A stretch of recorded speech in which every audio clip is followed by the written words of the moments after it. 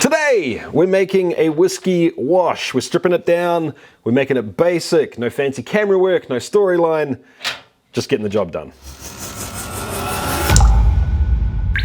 How's it going, chasers? I hope you're having a kick-ass week. I'm Jesse and this is Still It, the channel all about chasing the craft of home distillation and making it a legitimate hobby. In the world of craft spirits, nothing is much more legitimate than whiskey. So that's what we're making today, guys. For those of you that are wanting to follow along with the great Base Malt collab and you've never made a homemade whiskey wash before, this is the video for you. If you have no idea what that is, and you're into geekery, you want to be part of a worldwide collaboration that is figuring out what different base malts add in terms of flavor to whiskey, check this link out here. If you have no interest in that, it doesn't matter, because this is going to make you a wash anyway. The first thing you need is malted barley, this stuff here. Any base malt will get the job done, but I would suggest in terms of, you know, I don't know where you live, I don't know what you have available to you. The easiest thing and the safest thing in terms of getting a good result is going to be an ale malt. Go into your local homebrew store, ask for an ale malt. If you're in America, you can use the links down below, or you're happy to pay for international shipping. They do international shipping as well. I'll leave a few links there. So, ale malt, I have 8 kilos of this stuff. Now, this recipe is scalable, so if you want to make it bigger or smaller based on your equipment, that's totally fine. I'll put the numbers down below. You can do the math on it. It's pretty simple. The next thing you're going to need is a big pot. The only things this pot needs to be able to do is hold water, be big enough to make your recipe, and be able to heat liquid in it. I am using this electric kettle from Clawhammer Distilling because I have it and I love the thing, but honestly just a big ass pot like this on the kitchen stove will get the job done, or you can do a couple of little mini batches as well. We're doing a thing today called brew in a bag, which means that everything goes into the pot, we mix it up, we mash it in here, and then we lift the bag out to take the grain with it and leave the liquid behind. You can literally buy bags, brew in a bag bags. They're like little nylon mesh bags that do an awesome job of this. Because I have this kit, you know, I'm going to be using the stainless steel basket that comes with it. It's just a stainless steel bag. Don't stress if you don't have one of these. You're also going to need something to stir with. Now, a ladle, like I've got here, a big spatula, a big spoon, whatever it happens to be will get the job done, but a mash paddle is going to make this so much easier. Once again, links in the description below if you want to figure out where to get them from. This little guy here, a thermometer, is a super important part of what we're doing. So make sure you have one. You can get these guys so cheap, man. They're so freaking cheap. Even though this kettle has a thermometer on it, I still always have one of these on hand to double check. Yeah, get one of these. The first thing we need to do is mash in, which literally means we take this stuff and we put it into here, we mix it all up and create the mash. The trick of it is that when we're finished, so when all of this grain is in this pot here, we need this pot, this mixture, to be at a very specific temperature, and for us today it is 65 degrees Celsius. That's Malt Collab approved, it's the same temperature, guys. The problem is that as we add this malt, it has a thermal mass and it's going to drag the temperature of the water down. So we need to figure out what our strike water temperature is. Fancy name for the temperature of the liquid in the pot before you get started. If you're into math, you can do the math by yourself. Otherwise, go to chasethecraft.com, go to the calculators tab, mash and fermenters tab, and then use the strike water calculator.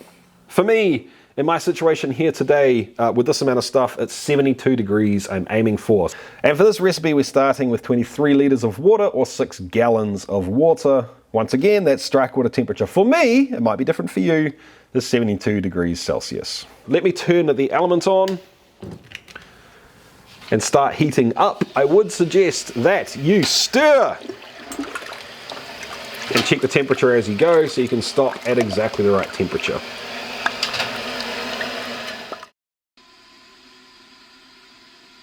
While this is heating up, I should mention that you need your barley to be crushed.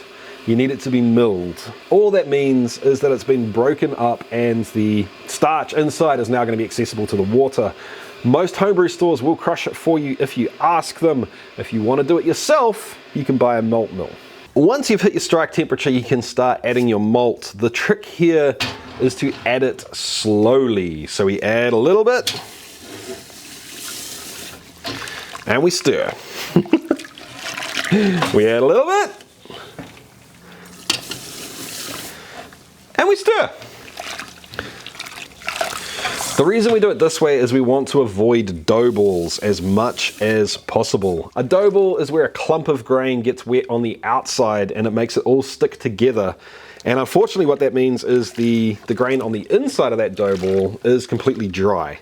If it's completely dry, it doesn't touch the water, and you just lost that amount of grain to your mash, basically. You'll have a very inefficient mash. So even though I say you want to do this slowly, you need to keep moving because we're still losing temperature right now, right? The temperature of this is dropping slowly, and if we're not going to do anything fancy, like having a recirculating system that keeps the temperature of the mash at the same temperature, we need to get this mashed in, and we need to get it insulated and covered up pretty quickly.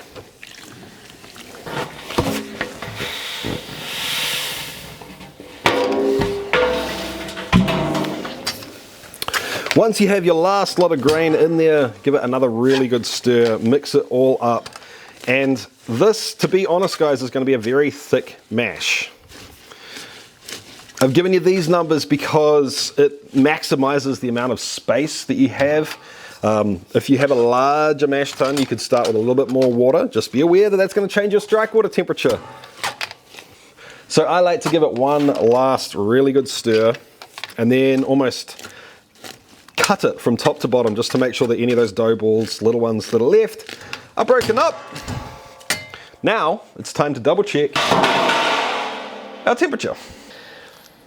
It turns out that I've been talking and videoing a little, and the temperature has dropped slightly. So I'm going to turn the elements back on and stir this for a couple of minutes to bring the temperature back up. You can totally do this at home if you have a nylon bag in here. Just remember that a nylon bag is going to melt. So you need to either raise the bag up a little bit as you heat, or have something sitting underneath it like a colander to stop it touching the bottom of the pot.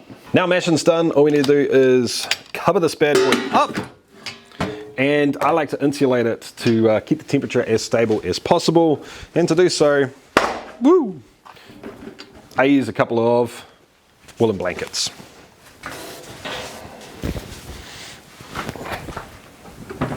If you're submitting this to the Great Base Malt Collab, set your timer for 90 minutes. If not, 60 minutes is going to do you just fine.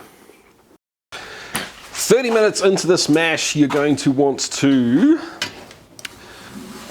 take the blankets off, pop it open, and give it another stir. We're doing this just to ensure that every little bit of grain is in contact with the wort, with the water, with the enzymes that are coming out of the grain that make this whole process possible.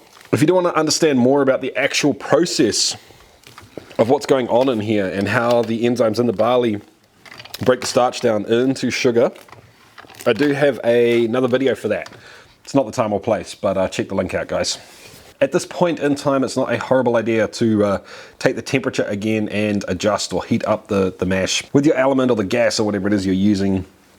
Guys, if you're doing the Malt Collab, remember you're going to be mashing for 90 minutes. So I would suggest you repeat this step again at the 1 hour mark. Cool?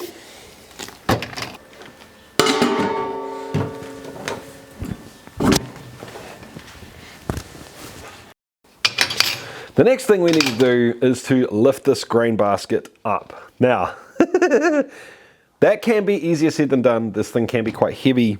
And if you're using a bag, you're going to have to get creative. Maybe you have a pulley system off the roof. You know, you pick it up and put it in another bucket for it to drain out. Whatever you want to do, you know, solve the problem yourself. I can't tell you how to do that because I don't know exactly what you've got, and everyone's problem is going to be different. For me, luckily, Claw Hammer have this problem solved with these little hooks that sit inside, and the grain basket just sits on top of it. Nice and easy. Still, it's heavy. All right, so the liquid is draining back down into the kettle down here. This is the stuff we want. This is what's going to be fermented by the yeast. It's full of delicious sugar for them.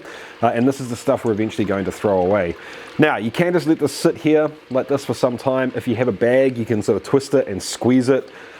People will tell you that that can cause astringency in beer. I did it for years and I never had a problem with astringency. Take it as you will. But this stuff here is essentially a big old sponge. Just because you're letting it drain, there's still a whole lot of good wort in here that we want. So we can do a thing called sparging. All sparging is washing the sugar out of the grain and collecting it back down in the wort that we're going to ferment. So with a system like this, it's easy. I'd suggest using water at about 70 degrees to sparge with. You heat the water up, you tip it in over the top into the middle of the basket here, and it all drains through and kind of, like I said before, washes the sugar out of the grain. If you're using the brew in a bag bags, things can be a little bit more tricky. I found the easiest way to do that is to teabag them. I know I've been talking about teabagging a lot lately, but put another bucket here beside it.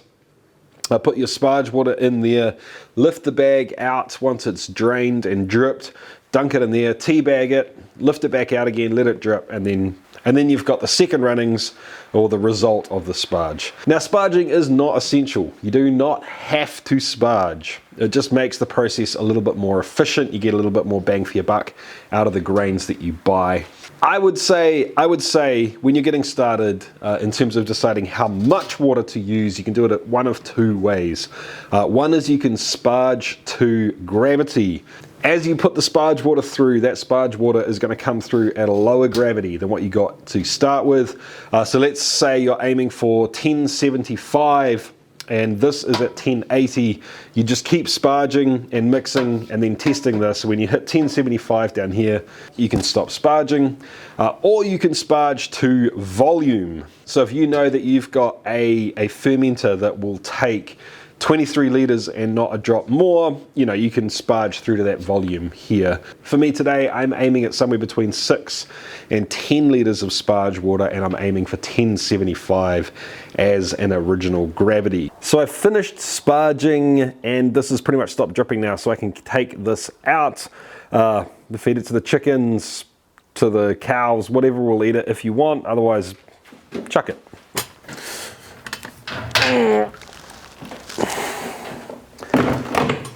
At this stage, if you want to, you can check the gravity of the wort you've made. I'm going to do so with a refractometer.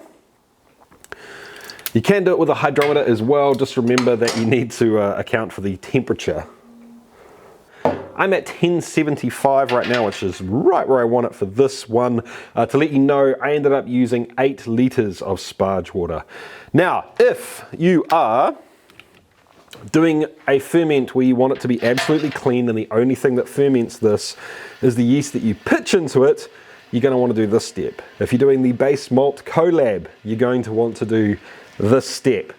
If, however, you're just trying to make a tasty whiskey and it's not about experimentation, you can skip this. All I'm going to do now is turn the elements back on and bring this up to a boil for 15 minutes. The grain that we put in here, the grain that we used, has a whole plethora of bugs in it. When I say bugs, I don't mean, you know, like insects. I mean other things that can ferment this wort. So different types of yeasts, bacteria, fungi, all sorts of stuff like that. If you're making whiskey, there's an argument to be made that that is actually going to make a tastier whiskey.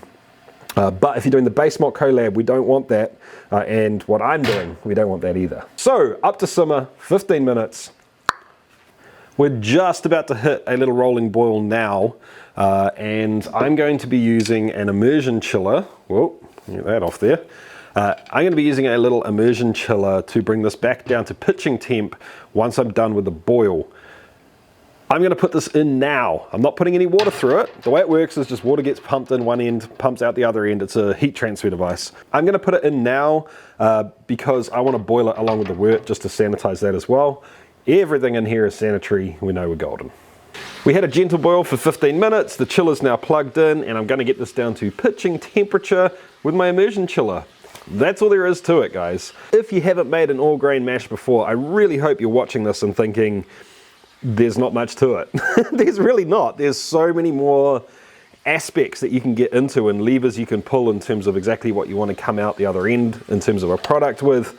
But just to get started and to get something down and to, you know, make your first all grain whiskey, it can be as simple as this. If you're looking at this and thinking it's still a little bit intimidating, give it a go, guys. Sit down, maybe, you know, grab a notepad, write down all the things that you need to do in the order you need to do it.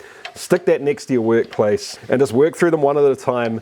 I guarantee you, if you've never made all grain whiskey and you've been doing, you know, sugar wash sort of impersonation type stuff, you're going to appreciate it. So before I go, I need to say a huge thank you to the Patreons. Thank you so much, guys. I literally can't do this stuff without you. Thank you.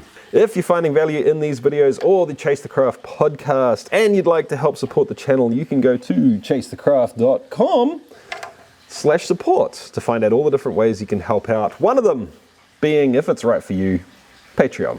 If you like the video, make sure to give it a thumbs up, hit the subscribe button down below if you want to see more content like this. And if you could, guys, drop a comment in the comment section. That helps me out a whole lot. Keep on chasing the craft. Till next time, see ya.